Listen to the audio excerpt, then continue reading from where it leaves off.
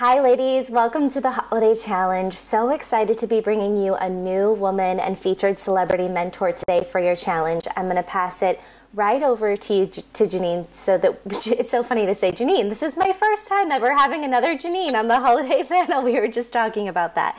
So I'm going to pass it right over to you so we can have a conversation about your challenge today and get the women right into the know of what you'd like to see them do and what your intentions are behind it. Sure. Well, hi, everyone. I'm Jeannine Staples. I'm the founder of the Supreme Love Project, and I teach women why they hurt so that they can heal and the highest version of themselves can happen in real life. So it's where you get to take back your power after heartbreak, loss, narcissistic abuse, and codependency. And one of the things that I found in my community is that typically women zone out, we numb ourselves, and we move through our day kind of robotically. Even the most successful of us tend to just roll down our checklist of things to do on auto, on repeat, without really thinking about what it is we are engaged in, where we are, what we're doing. And what that does for us is it numbs out our power, it zaps us of energy, creates this lack of stamina. And so, Jeannine, it does feel awkward to say Jeannine to another Right? It caught me off guard. I was like, that's funny. So when women complain of monotony or a lack of energy or a lack of creativity, or when they feel like, I just don't have any new ideas of how to sort of freshen up my life, I'm waiting for someone spectacular and interesting to come into my space and meet me where I am. What I say is that's giving away your power, and it's really blinding yourself to what you can do as a source for a transformed world. You actually are an energetic source already. So the challenge that I engage in my community often is called Switch It Up. And it's a very simple challenge that you can do from morning till night, all day long. And what I would say to a woman is just pick 3 moments, morning, noon, and night, to switch up something in your routine so that you can add a splash of consciousness into your day. So what that would look like is in the morning when you go to your dresser of drawers and you go to pick out your underwear, what I would do is I would open that drawer. And typically, Jeannine, where's your underwear? It's in my top drawer of my dresser. Top drawer. Yeah. Top drawer. Women put their bras and panties in the top drawer. Yeah. Almost everyone does. What I would do is open it up. Actually, do this the night before. This is even better. The night before, like tonight, before you get up for tomorrow mornings for work or to be with your kids or to do whatever you're going to do, open that drawer, take out all of your bra and panties, put them on your bed, close the drawer, open your bottom drawer. What's typically in your bottom drawer? Workout pants. That's it. It's a bad sign.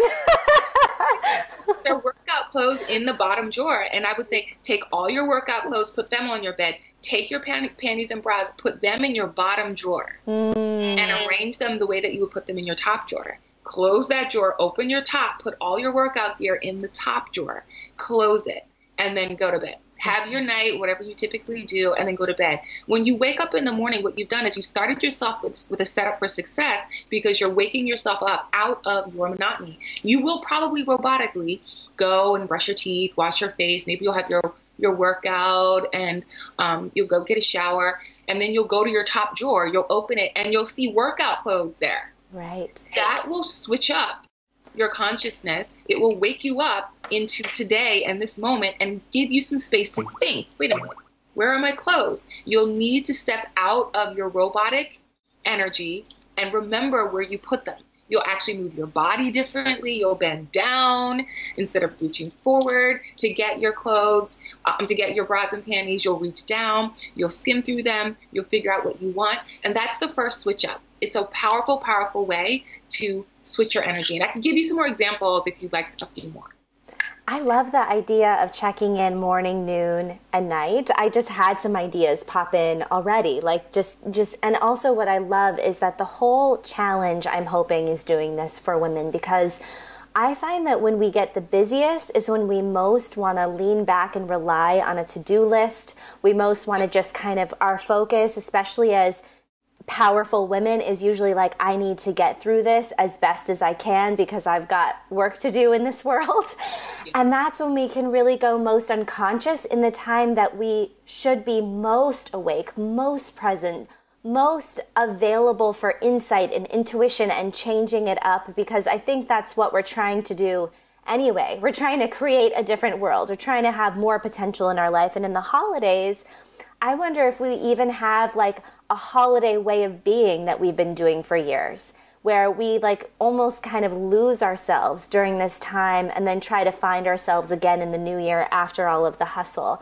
So I see this even as a way, not only in our daily routine, but to see what's the way that I've zapped out during a special time of year, a time of year where there's so much more opportunity for connection.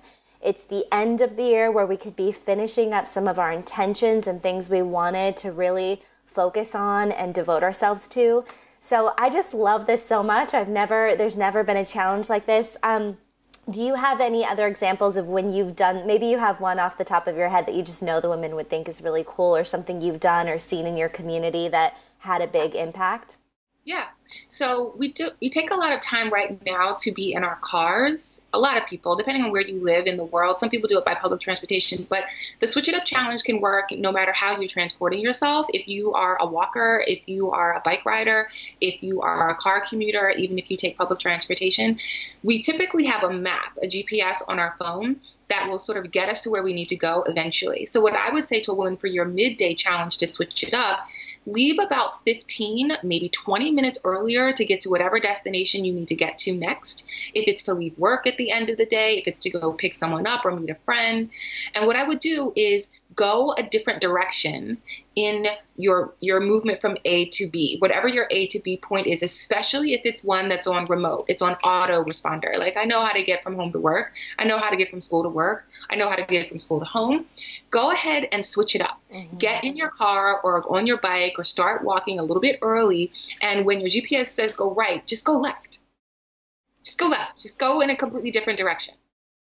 And figure and notice that you'll wake up, your surroundings will be different because it's a different way of seeing those same surroundings in a different time of day and a different energy. And you'll start to notice things along your walk, along your bike ride, along the drive, or even in the train or on the bus that you didn't notice before. And you can totally relax about it because the GPS will eventually get you to where you need to go. It's working. So you don't have to worry about getting lost. Go ahead and make a few wrong turns and let your GPS take you to where you need to be in a different way and freshen up your view.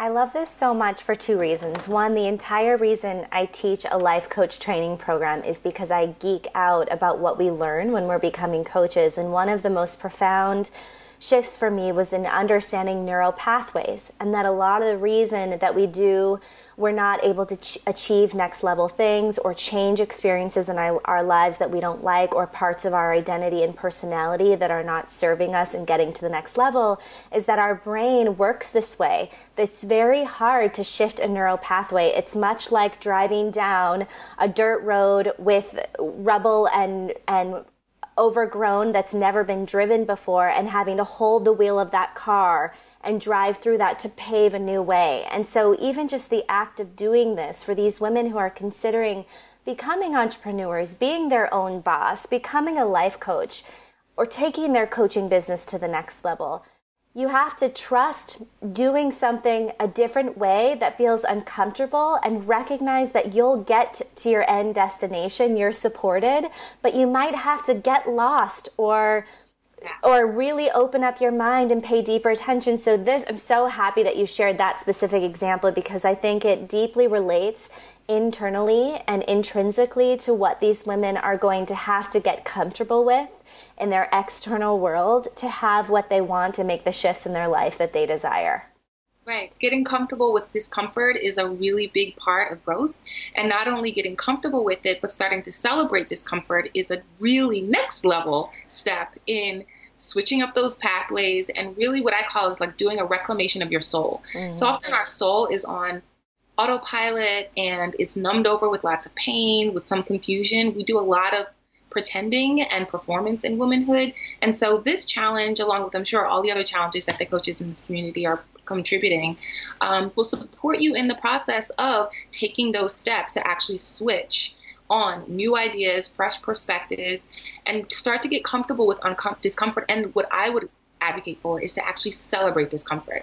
Like, I'm in a new neighborhood. I don't know where I am.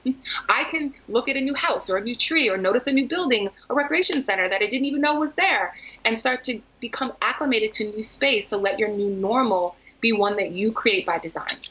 You are a genius. This is so beautiful. Thank you. And one of the things that we do in the challenge is share this together using the hashtag #MMHolidayChallenge. I ask the women to tag you and I. The links are below so that we'll see them in the process and so other women in the challenge can connect, be inspired. Do you have any tips or ideas for them about how you want to see them share this on social media today? So when you are making your choices about what to switch up, it might be a meal, it might be your path to work or home. It's definitely need to try to be your dresser drawers. What I would do is make a decision about either capturing it in an image, still image, or a video. So just take a quick picture of how you're doing a switch up and post it to the group so that we can all follow you and celebrate you. Love it. So we'll see these. You can do stories on Instagram or post on Instagram. If you're a little more private, you don't want to be on the public social media, we have our private group for the challenge. You can post and share in there or on your public Facebook. Can't wait to connect with you ladies. Jeannine, thank you so much for this challenge. I can't wait to do it myself and share. I add one thing, Jeannine, just please. really. Yeah. So when you post, ladies, or when you do a Facebook story, Instagram story, wherever you're going to broadcast your switch up, please be sure to add just a couple of sentences of how you feel and what you noticed in the shift. How do you feel? Where is your discomfort? Where's your excitement? Where's your surprise? And what do you notice? And how is that supporting you in your shifting? Oh yeah, let's take it deeper. Let's figure out what we're really learning. I'm excited. Thank you for adding that. Thank you, ladies. Have fun with this. Can't wait to share and participate with you. And we'll see you in tomorrow's new challenge. Bye, Jeannine. Bye, ladies. Thank you.